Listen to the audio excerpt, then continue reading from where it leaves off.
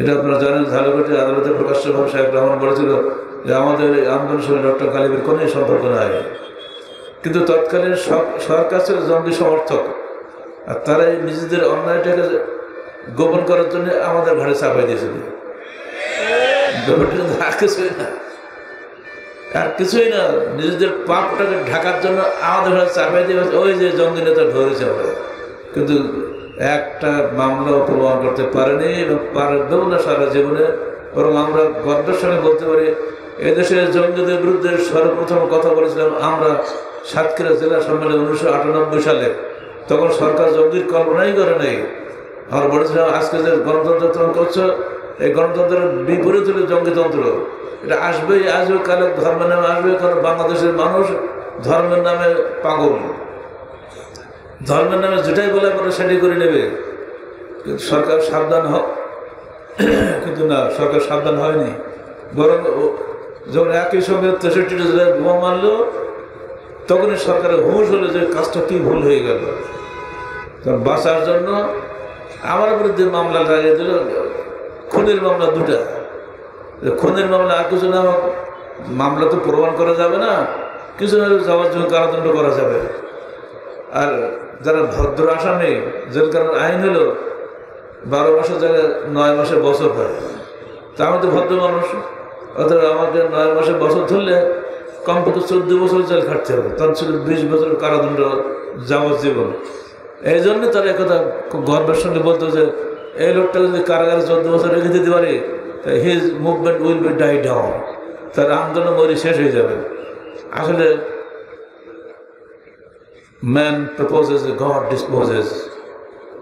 মানুষ একটা পরিকল্পনা করে, আল্লাহ আর একটা পরিকল্পনা করে। আল্লাহ যে এর মধ্যে যে কি মঙ্গল রাখছিলেন এখন তো আমরা বুঝতে পারছি, তাই না?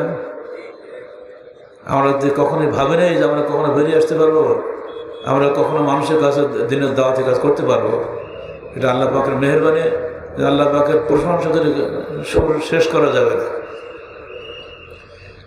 বন্ধুরা আমার, এই আয়াতই বলে দিচ্ছে ইসলামী খিলাফত লাভের পথ হলে মাত্র 2টা, দাওয়াত এবং জিহাদ। দাওয়াত হচ্ছে দাওয়াতে তাওহীদ, আর জিহাদ হলো শিরকের বিরুদ্ধে, বেদাতের বিরুদ্ধে আপোষের জিহাদ। শিরক বিমুক্ত নির্ভেজাল তাওহীদ, বেদাত মুক্ত নির্ভেজাল সুন্নাহ জাতির মুক্তির পথ। এর বাইরে কোনো পথ খোঁজা নাই, আমাদের জানা নেই। আপনারা জানলে বলতে পারেন কোনো ব্যক্তি, কোনো নেতা আমাকে মুক্তি দিবে না ইহকালে বা পরকালে। যদি আমার রসুল দিবেন তিনি আমার শাফাত করবেন। কুল ইন্নামা আনা বাশারুম মিসলুকুম ইউহা ইলাইয়া আন্নামা ইলাহুকুম ইলাহুন ওয়াহিদ ফামান কানা ইয়ারজু লিকা রাব্বিহি ফালিয়ামাল আমালান সালিহান ওয়া লা ইউশরিক বিইবাদাতি রাব্বিহি আহাদা। হে মানুষ, মনে রেখে দিও ইলাহুকুম ইলাহুন ওয়াহিদ, তোমাদের উপাস্য মাত্র একজন। অতএব ফামান কানা ইয়ারজু লিকা রাব্বিহি, যে ব্যক্তি তার প্রতিপালকের দিদার লাভ করতে চায় সে যেন দুনিয়া থেকে 2টি কাজ করে আসে। এক, ফালিয়ামাল আমালান সালিহা, সে যেন সৎকর্ম সম্পাদন করে। 2, ওয়ালা ইউশরিক বিইবাদাতি রাব্বিহি আহাদা, অর্থাৎ প্রতিপালকের ইবাদত করার সময় কাউকে শরীক করবে না। অর্থাৎ শিরক বিমুক্ত নির্ভেজাল তাওহীদ বিশ্বাস এবং বেদাত মুক্ত নির্ভেজাল সুন্নাহর অনুসরণ জাতির মুক্তির পথ। আহলে হাদিস আন্দোলন বাংলাদেশ এই মুক্তির পথেই মানুষকে আহ্বান জানায়। যখন মানুষের মধ্যে তাওহীদের মর্মবাণী পৌঁছে দেওয়া হবে এবং তাদের মর্ম মিলে এটা প্রতীত হবে, তখন হবে প্রকৃত অর্থে দাওয়াত। আর শিরক ও বেদাতের বিরুদ্ধে আপোষহীন ভাবে রুখে দেওয়ানো হলে প্রকৃত জিহাদ। প্রথমটির মাধ্যমে খেলাফত প্রতিষ্ঠার পক্ষে ব্যাপক জনমত সৃষ্টি করতে হয়, তাদের চিন্তাধারার পরিবর্তন আনতে হয়, কথা কলম ও সংগঠনের মাধ্যমে জনমত গঠন ও সমাজ পরিবর্তন আনতে হয়। আজকে 2 দিন থেকে আপনারা শুনছেন আমাদের রাজনীতি ইসলামী খেলাফত। আপনারা কি এ ব্যাপারে একমত আছেন? এই দাওয়াতটা বুঝতে পেরেছেন? তাওহীদ কাকে বলে বুঝতে পেরেছেন? সকল সকল ব্যাপারে সির্ফ আল্লাহর হুকুম মেনে চলাটার নাম তাওহীদ। আল্লাহর হুকুম মানার সময় আল্লাহর সঙ্গে আরেকজন যদি শরীক করি, উপরে আল্লাহ নিচে আপনি হেল্লা, এটা শরীক হবে না? শরীকের ব্যাপারে কোনো আপোষ নাই। এই তাওহীদটাকে ভেতরের মধ্যে লালন করবেন। এরপরে সুন্নাত বলতে কোনো ইমাম বা পীরের সুন্নত নয়, কোনো আউলিয়ার সুন্নত নয়, সুন্নত রাসূলের সুন্নত হতে হবে, যেটা সঠিকভাবে প্রমাণিত সুন্নত, যাকে আমরা সহিহ হাদিস বলি। এই দুটো জিনিস যদি আমরা মেনে চলতে পারি, তাহলে আমাদের জীবনে আর অশান্তির কোনো কারণ নাই। যে কোনো বাধার বিপরীতে আমরা টিকে থাকতে পারবো ইনশাআল্লাহ। মনে পড়ে একজন মনীষীর কথা, আমাদের এই রাজশাহী পৌরসভার মূল যিনি ছিলেন, যিনি রাজশাহী বার্তার সাপ্তাহিক পত্রিকার সম্পাদক, রাজশাহী পৌরসভা গঠিত হওয়ার সময় যিনি 23 বিঘা জমি দান করেছিলেন, উনি একদিন আমাদের ইজতেমায় এসে আমার সঙ্গে গল্প করলেন যে বাবাজি, আপনাকে অন্তর থেকে ভালোবাসি। মানে কেন কেন আপনার আপোষের বক্তৃতা আমার কাছে খুবই ভালো লাগে। যারা এটাও ঠিক বলে ওটাও ঠিক বলে, ওদেরকে মানুষই বলিনি। আপনি এটা চিন্তা করেছেন নাকি? হ্যাঁ, শুনে দেখেন আমার জীবনে একটা ঘটনা। পৌরসভা উদ্বোধন হবে, বিরাট জাঁকজমক অবস্থা, যত অফিসার আছে জেলা পর্যায়ের, এবং উপর থেকে মেহমান নিয়ে আসা হয়েছে। হঠাৎ করে বলা হলো, আপনারা ওঠেন, এখন এই শুভ অনুষ্ঠানের উদ্বোধনের জন্য মিলাদ পড়া হবে। সবাই উঠে গেছে। রাজশাহী বিশ্ববিদ্যালয়ের ভাইস চ্যান্সেলর, যিনি ছিলেন আহলে হাদিসের নেতা ছিলেন, তিনিও উঠে দাঁড়িয়েছেন। আমি হতবাক হয়ে গেলাম, হায় আল্লাহ, এরা আহলে হাদিস, এত উচ্চ শিক্ষিত লোক, ইনি কিভাবে দাঁড়ালেন মিলাদের অনুষ্ঠানে? কিন্তু আমি এককভাবে সেই অনুষ্ঠানে বসেছিলাম, ডানে বায়ে তাকাই নাই। সবাই হতবাক। অনুষ্ঠানের মূল ব্যক্তি যিনি জমিদাতা, যিনি একটা পত্রিকার সম্পাদক, তখন রাজশাহী শহরে কোনো পত্রিকা ছিল, একটাই মাত্র পত্রিকা ছিল, রাজশাহী বার্তা। তিনি দাঁড়ালেন না কেন? কেন যে প্রশ্ন সবার মধ্যে জাগলো। শেষ পর্যায়ে মিলাদ তো হয়ে গেল, জিজ্ঞাসা করেই ফেললো যে মাননীয় অমুক, আপনি তো মিলাদ পড়লেন না, দাঁড়ালেন না কেন? বলতে আমি সে ধমক দিয়ে বলেছিলাম, তোমরা কিসের মাওলানা হয়েছ? একটু সাধারণ একটা মসলা ফতোয়া তোমরা জানো না? মিলাদ কি আল্লাহ নবী পড়েছিল? উত্তর দেয় না। বদরের যুদ্ধ বিজেতা সেনাপতি মোহাম্মদ রাসূলুল্লাহ সাল্লাল্লাহু আলাইহি ওয়াসাল্লাম মিলাদ পড়েছিলেন? উত্তর নেই। ওদের বিপর্যয়ের দিন ধৈর্যশীল নবী আমার কোনদিন মিলাদ পড়েছিলেন? উত্তর নাই। তিনি যদি মিলাদ না পড়ে থাকে, আপনি কেন মিলাদ পড়লেন বলেন, আপনার কৈফিয়ত দিতে হবে আপনাকে। শেষকালে মৌলানা সাহেব ক্ষমা চাইতে বাধ্য হলেন। এই লৌকিকতার বিরুদ্ধে এই যে আপোষহীন জজবা, এটা সির্ফ আহলে হাদিসের মধ্যেই আছে। এই জন্য আহলে হাদিসরা জীবন দেয় কিন্তু ঈমান দেয় না। তারা আখিরাত বিনিময়ে দুনিয়া বিক্রি করে না। আমরা চাই প্রত্যেকটা মুসলমানের কাছে আমরা এই ঈমান আশা করি। এখন তো এক সপ্তাহ আগে তো আমার অফিসে এসে একজন হিন্দু মুসলমান হয়ে গেলেন। বলছে আমি গীতা, ত্রিপদী, বৌদ্ধদের বই, সমস্ত বই পড়েছি, পড়ার পরে আমি কোরআন পড়েছি। কোরআনের মধ্যে যা পেয়েছি অন্য তো তা পাই নাই। জেনে বুঝে ইসলাম কবুল করেছি, এবং বৈশিষ্ট্যগত কারণে আমি দেখেছি মুসলমানদের মধ্যেও ওই হিন্দুদের মতো মেলা দল আছে। আমি এটাও যাচাই বাছাই করেছি, এত দল ছেড়ে আবার এক ধর্মে যাব, সেখানেও তো মেলা দল, হানাফি, শাফি, মালিকি, হাম্বলি, মুজাদ্দিদি, নকশবন্দি, চিশতিয়া, কাদরিয়া, কত আছে না। এই এক ঘেরায় ছিলাম, আর এক ঘেরায় চলে আসলাম। এসব যাচাই বাছাই করার পরে আমি দেখেছি একমাত্র আহলে হাদিস সঠিক, তাই আমি আপনার কাছে এসেছি। এতে করে এক সপ্তাহ হয় না। সে ওর এফিডেভিটের লেটারে তারিখটাও লিখে নিয়েছে, বোধহয় 5 তারিখে হবে, এটা আজকে কত 14 না, এর বোধহয় 5 তারিখের ডেট। যে মানুষের মধ্যে যে এটা জাগরণ আস্তে আস্তে আসছে, এমনকি হিন্দুদের মধ্যেও এসে যাচ্ছে, এটা আমরা খুশি হব না? বলো আলহামদুলিল্লাহ, আলহামদুলিল্লাহ। মুসলমান ভাইরা যারা আমাদেরকে বুঝতে চান না, দয়া করে সহনীয়ভাবে চেষ্টা করুন বোঝার জন্য। আজকে ইন্ডিয়ান মুসলমানরা আজকে ইস্তেমা আসছে, তারা এসে আমাকে বলছে সমস্ত পশ্চিমবঙ্গের বাংলা ভাষীদের কাছে আমরা সারাত্তর বছর ঘরে ঘরে পৌঁছে দিচ্ছি এবং তার বিনা পয়সায় বিতরণ করছি আমরা। এটা আপনারা কেন পারবেন না? আমাদের দেশে তাই চলছে আলহামদুলিল্লাহ, আমাদের বিনা পয়সা দিয়ে এলাকার লোক কিনেই নিচ্ছে। তবুও আপনাদের কাছে বলা থাকবে, প্রত্যেকের বাপ মায়ের নাজাতের জন্য প্রতি মাসে মাসে কিছু সালাতুর রাসূল বা অন্য বই যেটা পছন্দ করেন বিতরণ করবেন। যারা হজে যাচ্ছেন বা উমরায় যাচ্ছেন, আমি বলি আপনারা অন্তত 3টে বই নেন, একটা নিজের জন্য রাখেন আর 2টো নিজের মৃত বাপ মায়ের জন্য সাদকা করে দেন, যাকে উনি পছন্দ করেন, যাকে ভালোবাসেন। এই ইজতেমাতে বাড়ি চলে যাবেন, যাওয়ার সময় প্রত্যেকেই বাহনে যাবেন, কেউ গাড়িতে, কেউ ট্রেনে।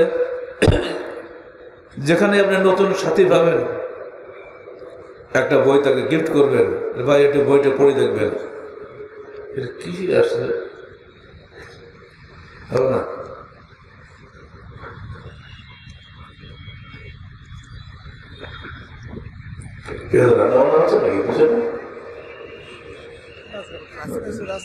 ও রাস্তা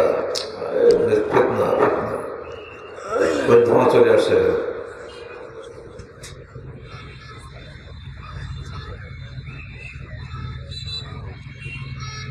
সমাজ পরিবর্তনের জন্য সবচেয়ে বড় জিনিস হচ্ছে কথা, কলম আর সংগঠন। আমরা 3 ভাবেই চেষ্টা চালিয়ে যাচ্ছি। বক্তৃতা করছি সারা দেশে। আপনারা জানেন, এই মাত্র কদিন আগে আমাদের বক্তৃতা শেষ হলো। রাজশাহী থেকে, রাজশাহী ঈদগাহ মাঠে এবারে প্রথম আমাদের সাংগঠনিক সম্মেলন হয়েছে, যা কখনোই রাজশাহীর জীবনে হয়নি, তাই না? আছে রাজশাহীর লোক আছে কেন? রাজশাহী ঈদগাহ ময়দান মানে মাদ্রাসার ময়দান না, কিন্তু মাদ্রাসার ময়দানের দ্বিগুণ বড় ঈদগাহ ময়দান। চারিপাশে কি শাহ মখদুম রূপোস, শাহ মখদুমকে রূপোস বলা হয় কথা জানেন? তিনি এখন গোপন আছেন, জাহির হবেন না। আবার রূ মানে চেহারা, পোষ মানে গোপন। শাহ মখদুম রূপোসের মাজারের পাশে দাঁড়িয়ে আহলে হাদিস আন্দোলন বাংলাদেশের দ্ব্যর্থহীন বক্তব্য রাখা এই মহা সুযোগ আল্লাহ এবছর আমাদের দিয়েছেন। 18 ডিসেম্বর আমি নিজে গেছি, সর্বশেষ হয়েছে কক্সবাজার সম্মেলনে গিয়ে। চট্টগ্রামে বিপুল বাধা, বেদাতিরা সব এক, আল কুফরু মিল্লাতুন ওয়াহিদা, কোনো মতেই গালের এখানে আসতে দেওয়া হবে না। ওরে বাপ রে বাপ! কিন্তু আমাদের কর্মীদের দৃঢ় মনোবল। একটু আগে স্লোগান শুনলেন না? চট্টগ্রামের সভাপতির স্লোগান শুনলেন, মাইক লাগে না, মাইক কি দরকার?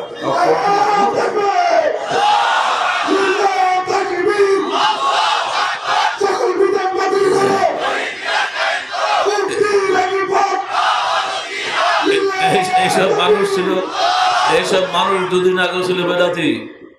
উনি কিন্তু কামেল পাস এবং উনি হাফেজ মানুষ, কিন্তু 2 দিন আগেও তারা জন্মগতভাবে ছিল বেদাতি। তার সেক্রেটারি ইয়ংম্যান সাব্বির, সে আর চমৎকার বক্তব্য রাখে, হতভম্ব হয়ে যায় তার ক্রিয়েটিভিটি দেখে।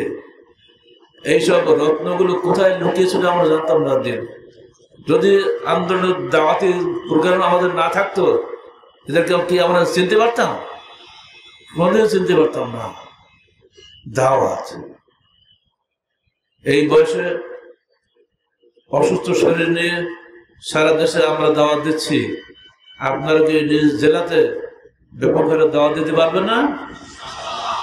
দাওয়াত হামেশা দাওয়াত চলবে, প্রতি জুমাতে দাওয়াত চলবে। এমনকি অন্যদিনও আপনি আসরের সালাত এক জায়গায় আদায় করেন, ঈশার সালাত আর এক জায়গায় আদায় করেন, দাওয়াত দেন।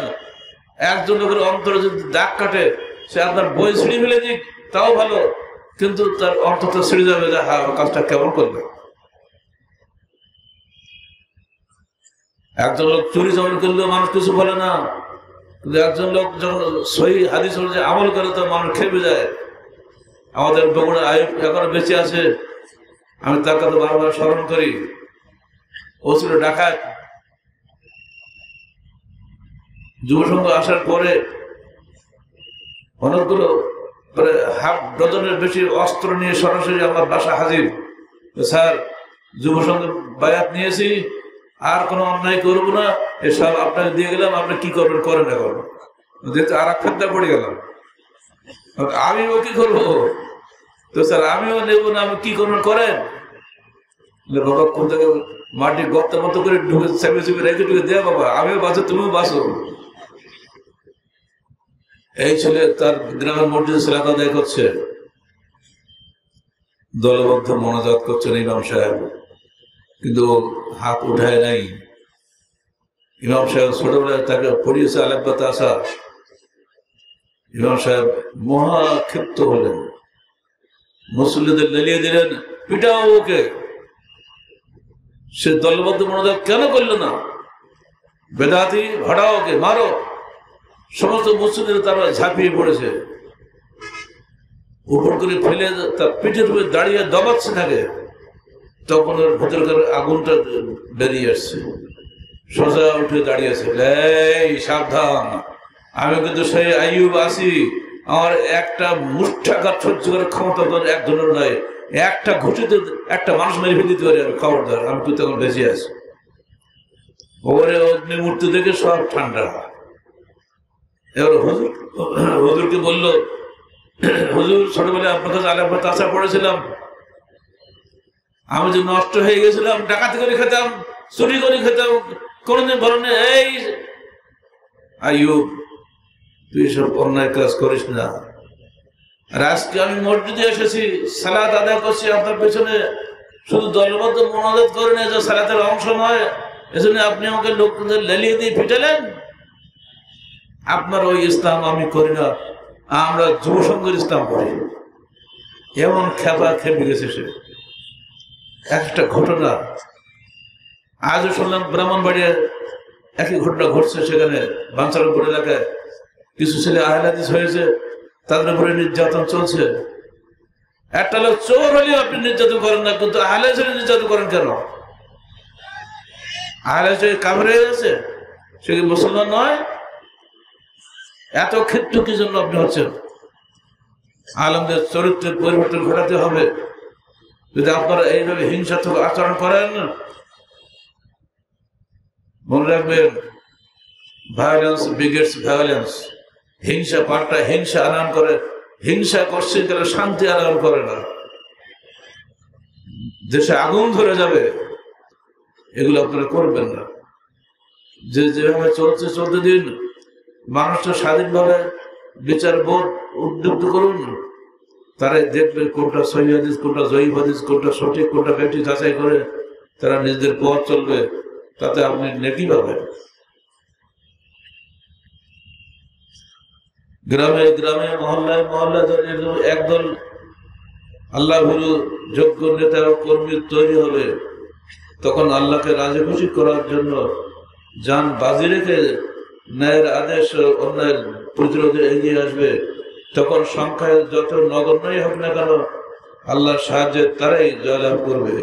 কামিন ফিয়াতিন কালিলাতিন গালাবাত ফিয়াতান কাসীরাতান বিইذنিল্লাহ। আল্লাহ বলেন, কত ছোট সংখ্যক লোক বড় বড় দলের বিরুদ্ধে জয়লাভ করেছে আল্লাহর হুকুমে, সেটা এই যুগেও হতে পারে। আপনাদের জন্য এই হীনমন্যতা না থাকে, আহলে হাদিসের সংখ্যায় কম, অথবা এরা চিরকাল বেদাতীদের গোলামি করবে। এই হীনমন্যতা রাখবেন না। আজকে অল্প কয়েকটা ছেলে বড় বড় নেতাদেরকে পিছিয়ে ফেলে দিয়ে বাংলাদেশে বিপ্লব ঘটালো। আজকে ডক্টর ইউনূসের যে সরকার চলছে, কতগুলো তরুণ যুবকের সরকার না এটা?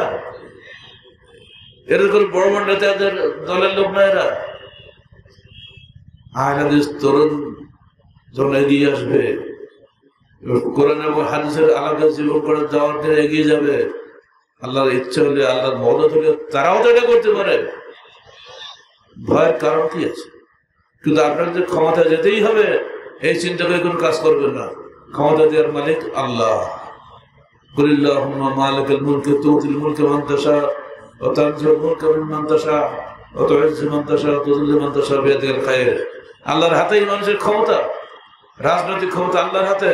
খেলাফত আমরা চাইতে পারি, কিন্তু খেলাফত দেওয়ার মালিক আল্লাহ।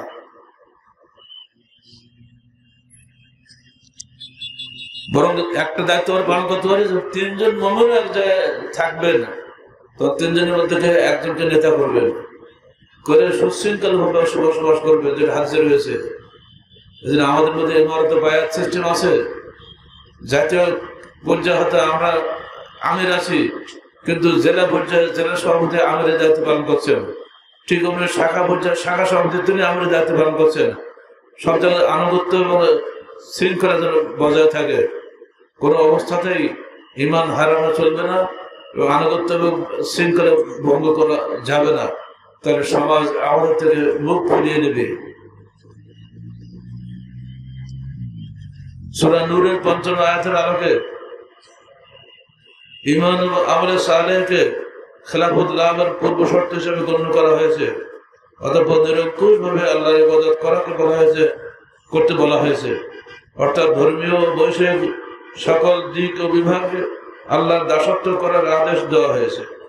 আয়াতের শেষে খেলাফত লাভকে পূর্ব গুরুত্বপূর্ণ নিয়ামত হিসেবে অভিহিত করা হয়েছে এবং বলা হয়েছে যারা এই নিয়ামত লাভের পরও অকৃতজ্ঞ হয় তারা ফাসিক বা পাপাচারী।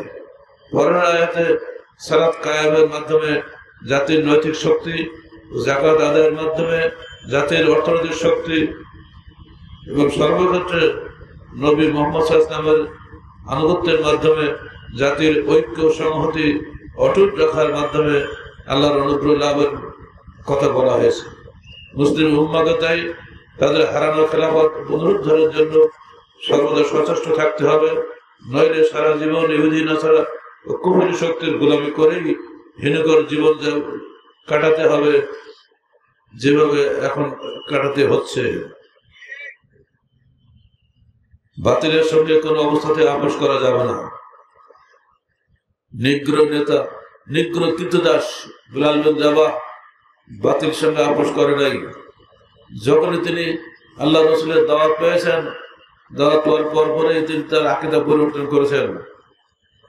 বিলাল নির্যাতিত হচ্ছে, প্রচন্ড রৌদ্রের অগ্নি কণার মতো অগ্নিস্ফুলিঙ্গ ফুটছে, আর তারপরে বিলালকে চিৎকারে ফেলে শোয়ে উপরে পাথর চাপা দিয়ে বলা হচ্ছে, বিলাল তুই মর যতক্ষণ তুই মোহাম্মদের ধর্ম ত্যাগ না করবি। বিলাল কাতর কণ্ঠে বলছে, আহাদ আহাদ আহাদ। পাশ দিয়ে যাচ্ছেন রহমতুল্লাহ আলামিন মুহাম্মদ রাসূলুল্লাহ সাল্লাল্লাহু আলাইহি সাল্লাম। এই দৃশ্য দেখে কিছুই বলতে পারলেন না, উনি নিজেও তখন দুর্বল মক্কায়। তিনি বললেন, আহাদুন ইউনজিকা, হে বিলাল ধৈর্য ধারণ করো, আহাদ তোমাকে নাজাত দিবে। আহাদকে আল্লাহ। বিলাল নাজাত পেয়েছেন। বদরের যুদ্ধে তার সেই নির্যাতনকারী উমাইয়া বিন খালাফের সঙ্গে দেখা হয়েছে। বিলাল বলছে, ওই আমার সে মনিব যে আমাকে ইট চাপা দিয়ে পাথর চাপা দিয়েছিল প্রচন্ড রৌদ্রে, ধরো তোর ওকে মারো। সে যে আব্দুর রহমান আওফের কাছে আশ্রয় নিল, আব্দুর রহমান তুমি আমাকে বাঁচাও। আব্দুর রহমান চেষ্টা করলেন কিন্তু পারা গেল না। বিলালের সামনে টিকতে না পেরে অবশেষে সে নিহত হলো। তার মনিব বিলাল সহ আরেকজন যুবক দিয়ে তাকে মেরে ফেলল। এইসব ইতিহাসগুলো আমাদের ঈমানকে উদ্দীপিত করে। কি পেয়েছিলেন বিলালের মধ্যে? ফুহায়রা সে আর একজন গোলাম। ফুহায়রা নির্যাতন দেখে একজন আল্লাহ রাসূল ইঙ্গিত দিলেন, আবু বকর এই সমস্ত নির্যাতিত কৃতদাস এদের জন্য কি করা যায়?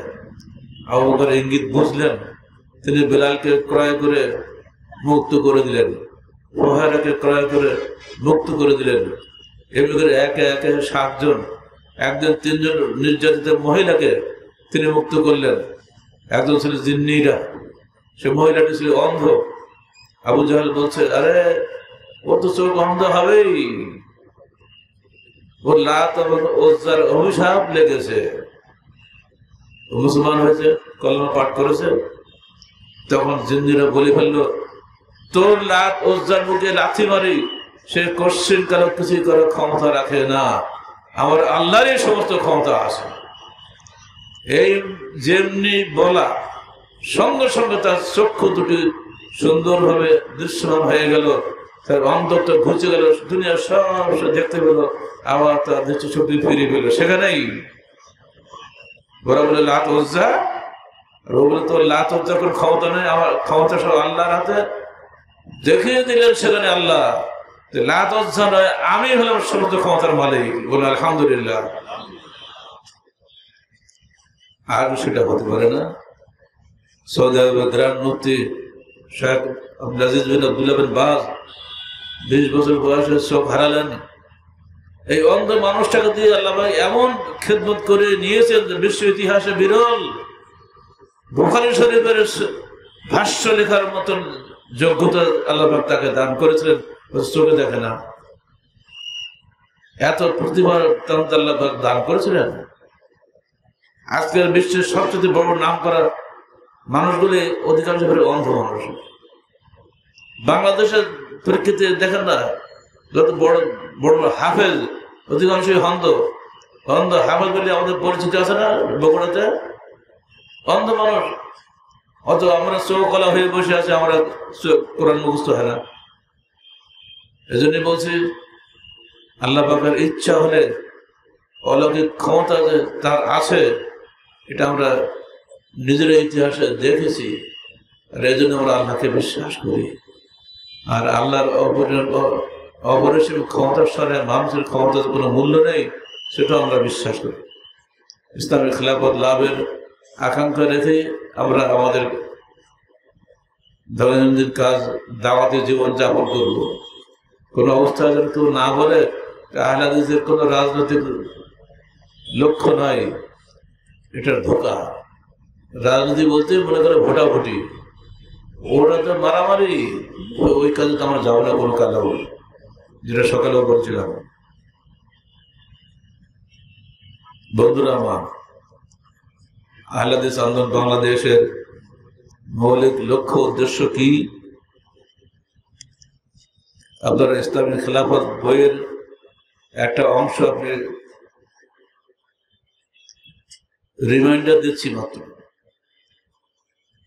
ইসলামের নেতৃত্বে নির্বাচন কিভাবে হবে? এক, রাষ্ট্রের একজন নির্বাচিত খলিফা বা আমির থাকবেন। এখন প্রেসিডেন্ট আছেন, নতুন নির্বাচিত প্রেসিডেন্ট আমাদের, তাই না, বাংলাদেশে। ওনাকে বলতে হবে আপনি ইসলামী খেলাফত কায়েম করেন, আমরা আপনার আনুগত্য করব। তিনি রাজি হবেন। তার একটা নির্বাচিত মনোনীত মজলিস শুরা থাকবে। প্রয়োজনে রাষ্ট্রের অন্যান্য গুণী ও বিচক্ষণ ব্যক্তিদের নিকট থেকে তিনি পরামর্শ গ্রহণ করবেন। বিভিন্ন সামাজিক সংগঠন ও পত্রপত্রিকা উক্ত ভূমিকা পালন করতে পারে। এমপি নির্বাচনের পরিচালিত প্রথা থাকবে না। দল ও প্রার্থী ভিত্তিক পরিচালিত নির্বাচন ব্যবস্থা থাকবে না। সরকারি ও বিরোধী দল বলে কিছুই থাকবে না। এখন সরকারি বা বিরোধী দল যদি থাকে, মারামারি লাগবেই তো। প্রত্যেক ঘরে ঘরে, গ্রামে গ্রামে এমনকি স্বামী স্ত্রী তালাক হয়ে যাবে। এই system of election should be abolished first. এটা চলবে না। আপনি আমাদের আমিরুল মুমিনিন, খলিফার জায়গায় আমির শব্দটা প্রথম ব্যবহার করেন কে বলতে পারবেন? ওমর ইবনুল খাত্তাব রাদিয়াল্লাহু আনহু, যে নিজেকে আমিরুল মুমিনিন ঘোষণা করেছিলেন। খলিফা বলা যায়, আমিরও বলা যায়। তিনি বাছাই করা 15 জন বা 20 জন বা 10 জন লোক নিয়ে একটা সংক্ষিপ্ত মধ্যে সরে করতে পারেন। দেখে গেছে ফখরুদ্দিন মাত্র 10 জন উপদেষ্টা নিয়ে এই 14 কোটি 18 কোটি মানুষের বিশাল দেশ তিনি চালিয়ে গেছেন কাছাকাছি প্রায় 2 বছরের মতো, মাত্র 10 জন। কল্পনা করা যায় নাকি? আমরা কেন পারবো না? শুধু সাহস করতে হবে। শেখ মুজিব যখন ক্ষমতায় আসেন তখন তিনি সার্চ কমিটি করেছিলেন যে আমাকে 100 লোক সার্চ করে দাও, বাছাই করে, যাদের দিয়ে আমি একটা কমিটি গঠন করবো যারা আমার দেশ পরিচালনায় সাহায্য করবে। উনি পাননি। বিচারপতি লতিফুর রহমান তার তত্ত্বাবধায়ক সরকার জীবনে চলে যাওয়ার পরে একটা বই লিখছিলেন। বইটা আমি গাইবান্ধা কারাগারে গাড়ি বসে পড়েছিলাম। বইটা A to Z আমি পড়ে ফেলেছি। তিনি লিখছেন, আমি লোক খুঁজতে যেয়ে দেখলাম তো কোনো লোকই নেই। আমাকে তো ক্ষমতা দেওয়া হলো বটে, কিন্তু আমি লোক পাই না। কোনো মতে 10 জন লোককে বাছাই করেছি, তার প্রত্যেকটার ব্যাপারে আমি 100% সন্তুষ্ট না। এই 10 জন লোক নিয়ে আল্লাহ নামে কাজ শুরু করলাম। বুঝতেছেন অবস্থা? আপনার ভাবছেন লোক খুব পাওয়া যায়, তাই না? এত সস্তা না। যোগ্য এবং মেধাবী লোক খুঁজে বের করাটা অত সহজ না মনে করবেন না। আর মেধাবী নেতা যদি না থাকে তো মেধাহীন লোক তাকে ঘিরে ধরবে। আর নেতা যদি দুর্বল হয় তো তার সাঙ্গভঙ্গরে তাকে গিলি খাবে। এজন্য নেতা নির্বাচন খুবই কঠিন জিনিস। আর নেতার চাইতে বেশি দরকার নেতাকে যারা নির্বাচন করবেন তাদের যোগ্যতা সম্পন্ন হওয়া খুব বেশি দরকার, যাতে তারা যোগ্য নেতা নির্বাচন করতে পারেন।